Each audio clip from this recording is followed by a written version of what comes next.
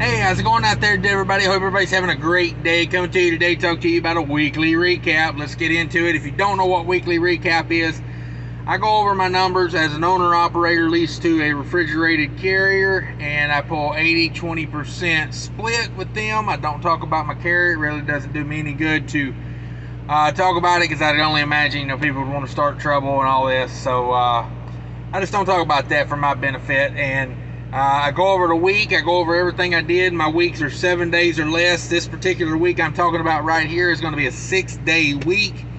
Turning and burning and earning right here. This is the kind of week I was kind of needing, because I'd been off the week before, come back. I was off the week before the last week. So I had a decent week when I came back, and then nice, good, heavy week right here. Kind of got me back on track.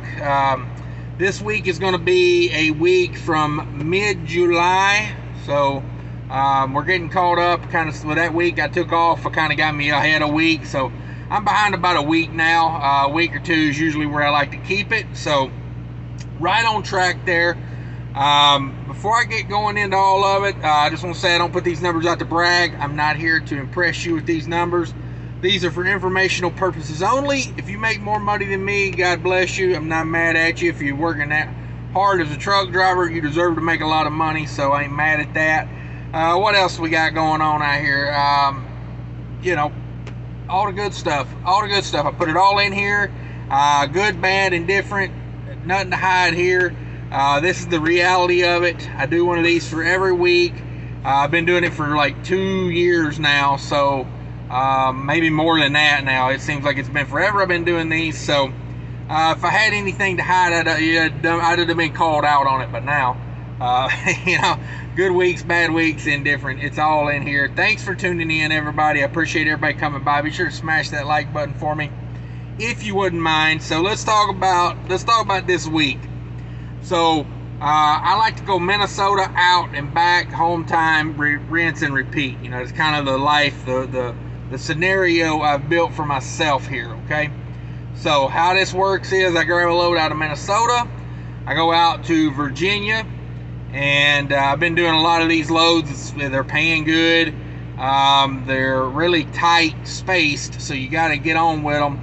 But you can't be too picky in this market when you're on something that pays good. So that load, 42,000 pounds.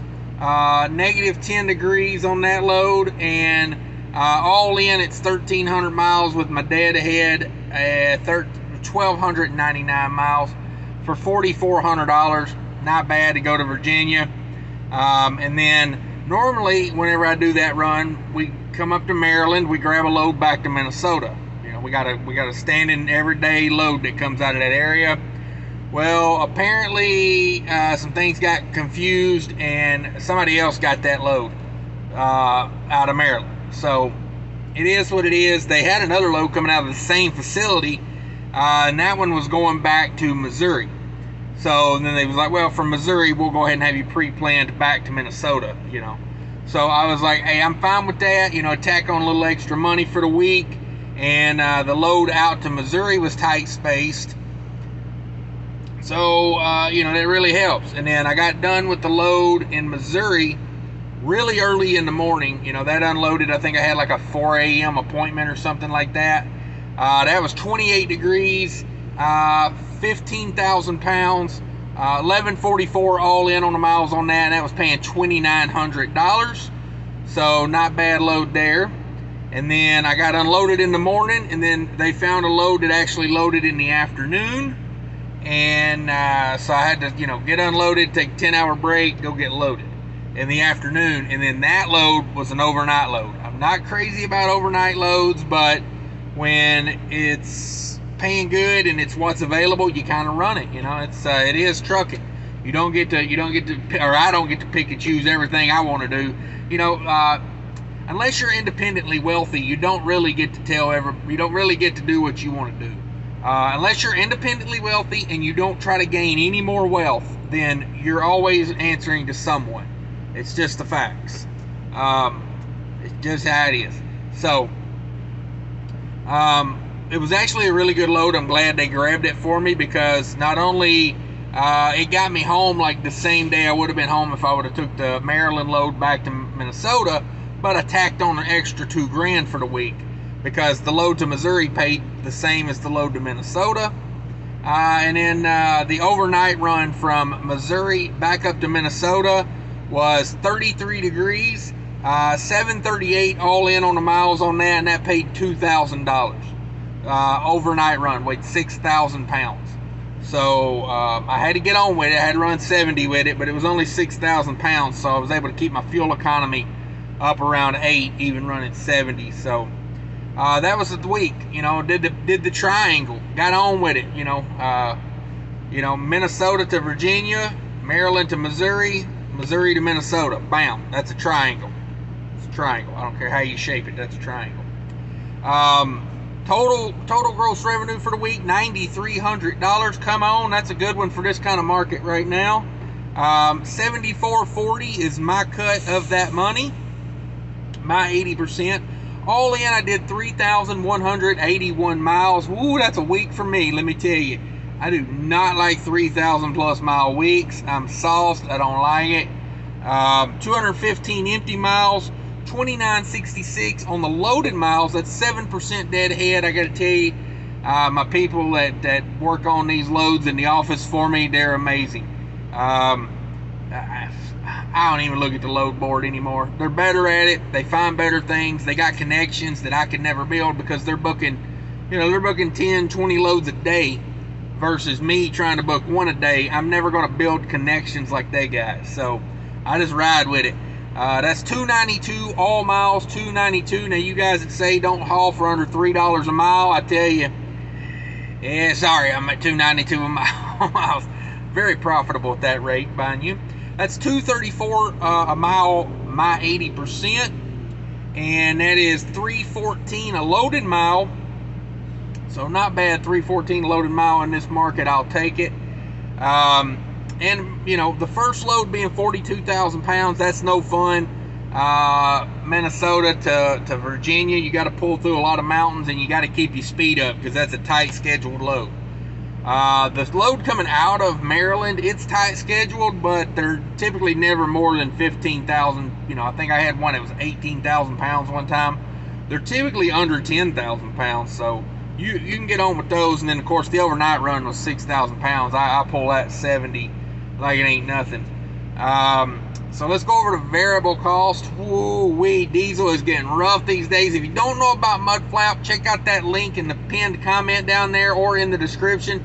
Lots of other things in the description down there. Check out that description to save yourself some money, help me make more money, do it all. Helps everybody. First week ever over $2,000 on diesel. I did it. I finally broke it. $2,137 in diesel cost. Whoa, for a week. And now it wasn't like a 4,000 mile week. That was like freaking 3,200 miles. 2137 on diesel. Wowzers. What are we doing out here? What are we doing out here? 323 on reefer fuel. That ain't cheap either. $32 on DEF fluids. $271 on the tolls. $15 on a parking spot. $13 on a cat scale. Brings my variable cost total to $2,791. $2,791. You bring over my 80%, $7,440 minus $2,791 variable cost. That leaves me $4,649. And then we take the maintenance out of it. I do 20 cents a mile for every mile, and then I round it up to the closest 50, so that put me at $650 on the maintenance fee, which leaves me $3,999 left to do what I have to do with. And that's where you would come in and you want to plug in your fixed cost, you know, your truck payment, your insurances, your, you know, load boards, whatever else you know, business cost you have. Paying yourself would come out of that as well.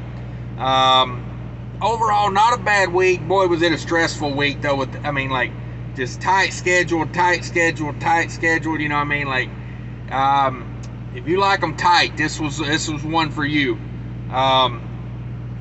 But overall, not bad. 67 cents per mile fuel cost for the week. 67 cents per mile. So, you know, 67 cents. I mean, I had weeks back in like the end of 2020 when fuel was really low, and my fuel cost was like nothing. I mean, literally, I had a time there where I was under 30 cents a mile fuel cost. No joke.